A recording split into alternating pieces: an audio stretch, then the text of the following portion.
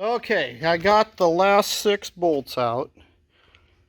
The small 4 I was able to get out with a pair of vice grips and the heavy-duty impact wrench and just twisted them until they came loose. The big ones I just ground off.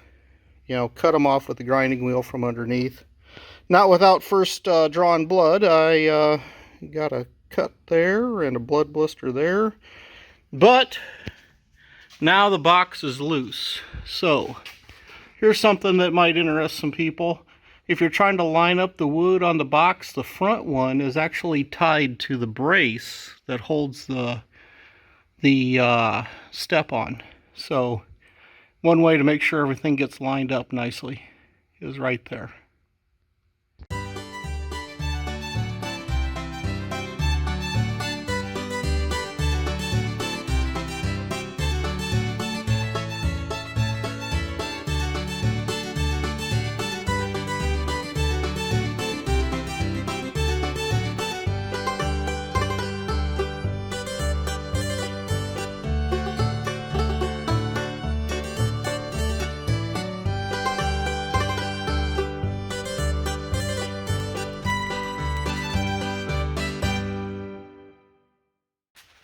Alright, so now I need to change the oil in the rear end, and there is no drain plug on this thing. So what I'm going to do is I got me a pump, and I'm just going to suck it out of there as much as I can, and then I'll refill it back up with new stuff.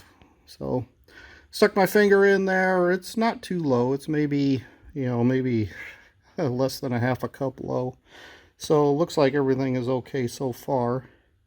And it seems pretty viscous yet, so I'm not going to worry about it too much. I'm just going to suck out what I can and then top it back off. Alright, I got the bulk of it out of there, and there was quite a bit in there, so definitely think it didn't leak all out, so now I'm going to try to fill it back up. So what I got myself was some ADW90, so we'll see how that works. Okay, I had to snip the tip, so then I think I just pour it in, so we'll see how that goes. Alright, 1 quart down. Now let's go do the other one.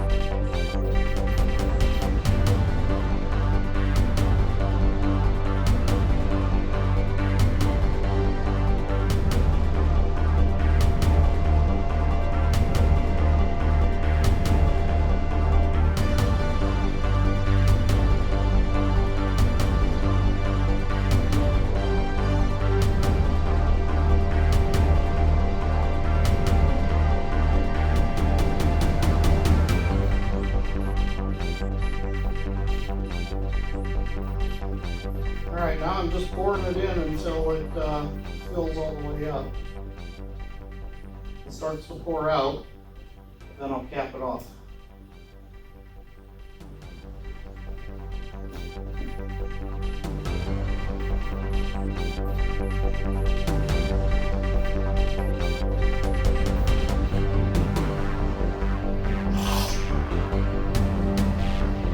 There we go, starting to drip out now. 2 quarts, or just about, and it's full.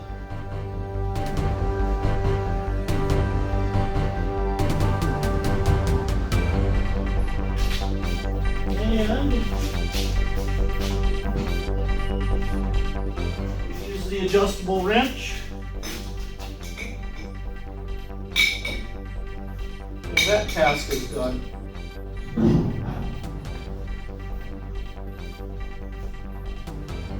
Tight. Alright. There you have it, guys. The rear end oil is replaced now too.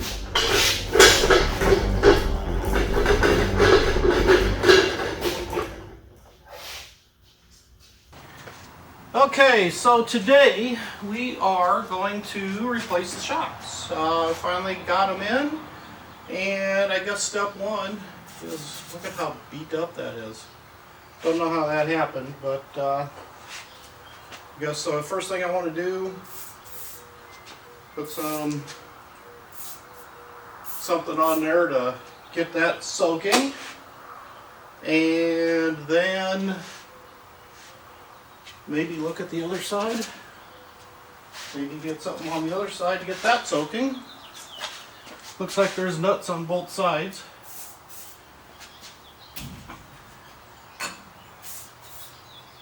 Then I gotta go find a wrench. Let's figure out what size this is. So if I come in here with my socket,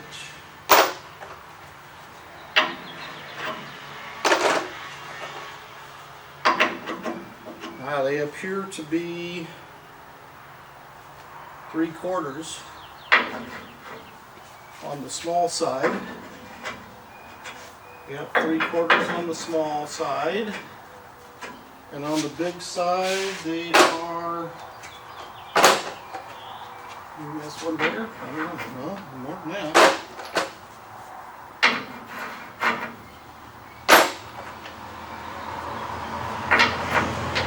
On the big side, they are 15/16. So I'm going to go grab me a couple wrenches too, just in case.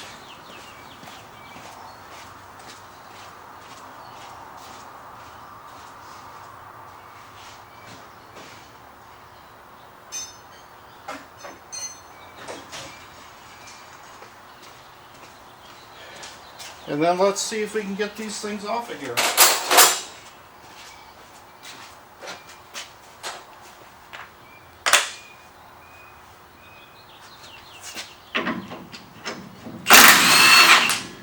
That one came right off.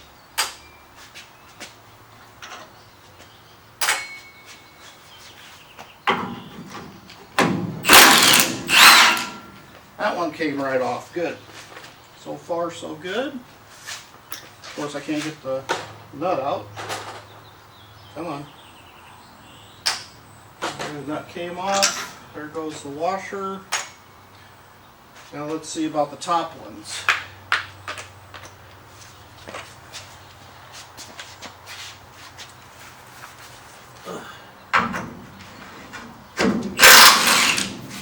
That one came right off.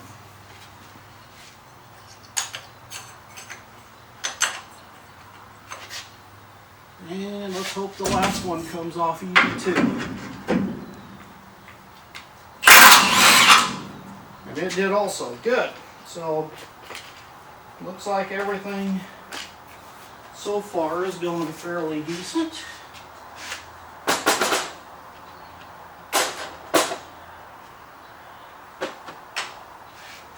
Grab my washers.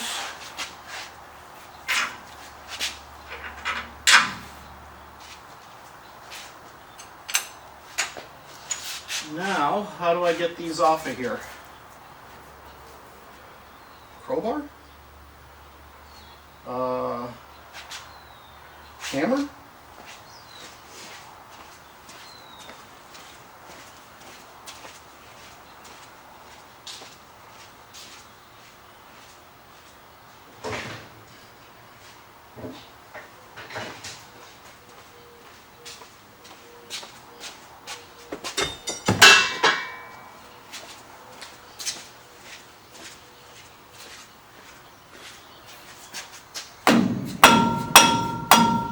Pops right off.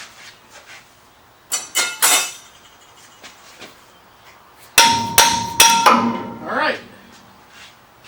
That first one came off easy.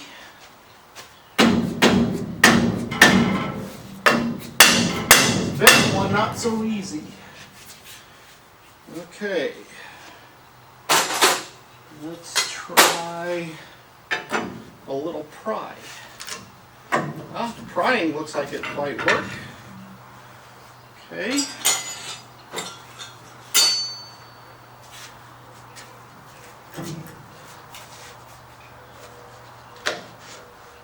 Okay, got the rubber off of it.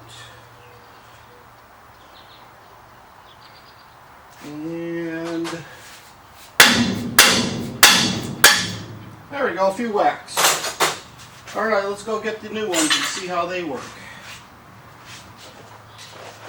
Okay, I have the Monroe OES Spectrums, or OE Spectrum Shock and Strut, model 37189, and we're going to install this thing.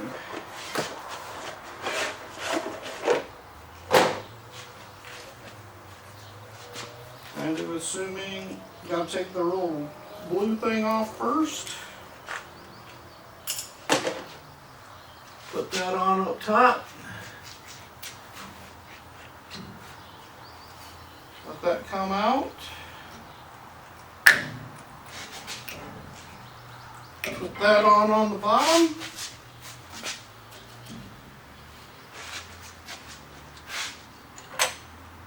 Install my washers.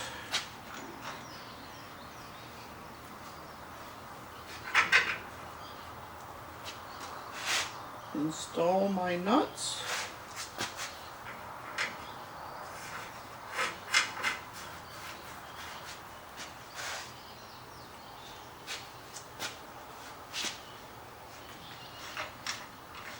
That probably goes the other way.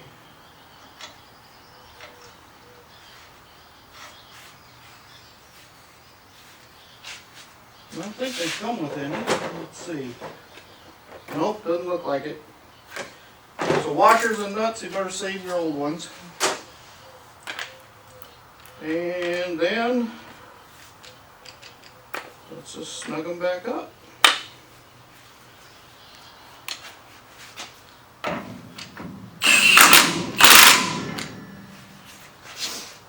I don't know if there's a torque rating on these. I should probably go look that up.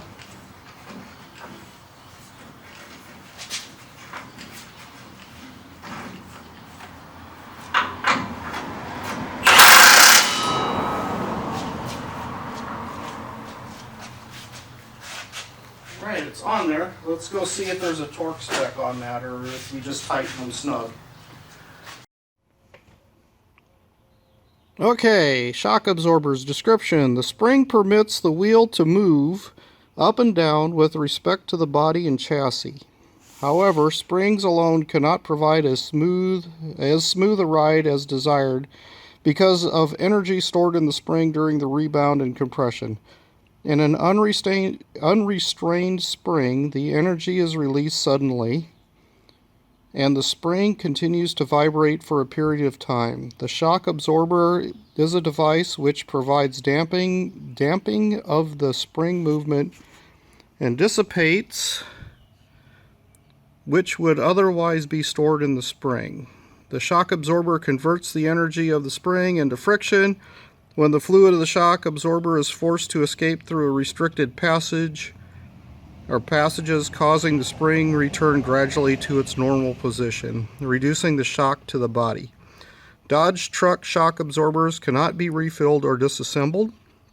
When servicing is required, the shock absorber must be removed and a new unit installed. Shock absorbers should only be replaced if they have lost their resistance or if they drip oil. Evidence of slight oil moisture on the outside of the shock absorber is not cause to replace the shock absorber. Shock absorber removal and installation. Remove the two bolts securing the shock absorber bracket to the frame. I think we did that. Oh, on all 4x4 models, which we don't have, remove the lower bracket bolt, loosen the upper bolt. Rotate the bracket until the shock absorber clears the upper bolt and remove. Remove the shock absorber lower bracket nut, rubber bushings, and washers. After removing the shock absorber and bracket assembly from the vehicle, remove the bracket from the shock absorber. After removing the shock absorber and bracket assembly from the vehicle, remove the bracket from the shock absorber. Wow, that seems like the same sentence, doesn't it? Well, anyway, before installing the shock absorbers on the vehicle, install the upper brackets. See, I don't think you need to install the brackets, just put them in there. When installing the shock absorbers, be sure bushings are replaced in the shock absorber and rings and shock absorber assembly to the stud with the proper washers on either side of the bushings. Install the nut and tighten to 40 to 70 foot-pounds of torque. Okay, so that's the torque spec, 40 to 70. So 55 sounds like a good thing. Shock absorber tests, which we're not doing, we're just replacing. Remove from the truck, clamp the lower end of the vise in a vertical position. Pump a few times to remove air. Good shock absorber will have even, steady drag in both directions. If no drag is felt or excessive drag is felt, it should be replaced. There you go. That's what the book says. So we're going to tighten them to 55 foot-pounds. Foot-pounds, right? Yep, foot-pounds, and we'll go on from there.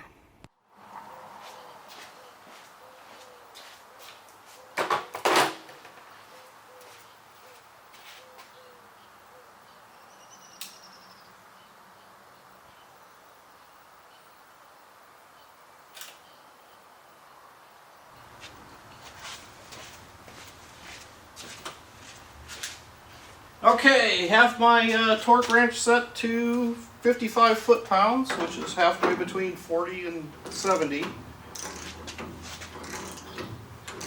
Let's go to that and see how it works.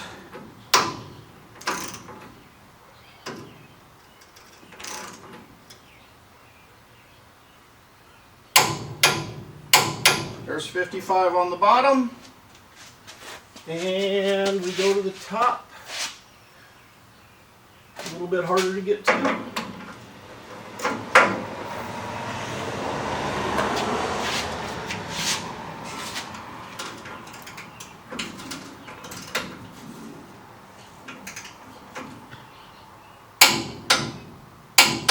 All right, one's in. Now let's go do the other. So we grab the other Monroe OE Spectrum shock, stock number 47189.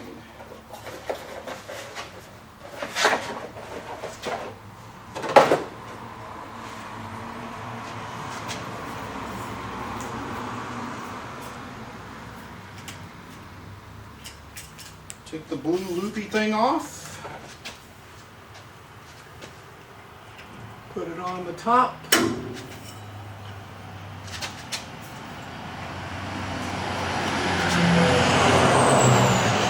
goes that guy. Oops.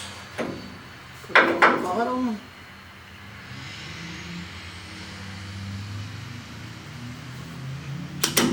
There we go. Add my washers.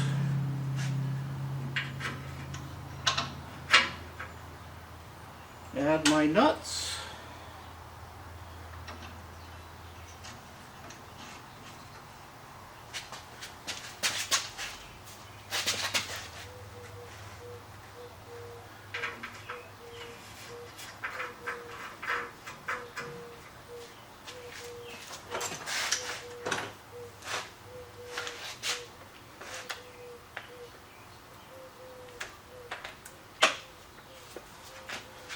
Give them a few little ugga-duggas.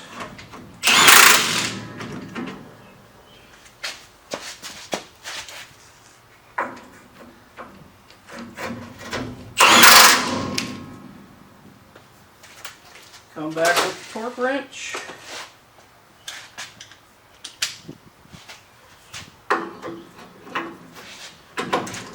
And 40 to 70 foot-pounds.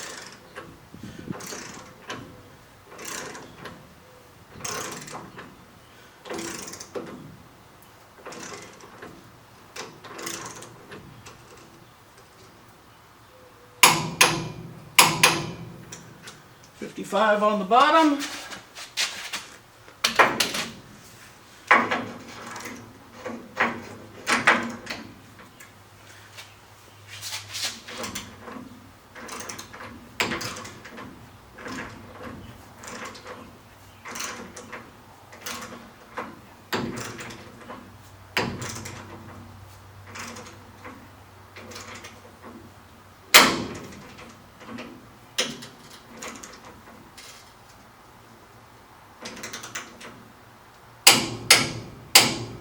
There we go, 55 on the top. Alright, there you have it, guys. There's putting them on the back side. I suppose now we can go swing around and put them on the front.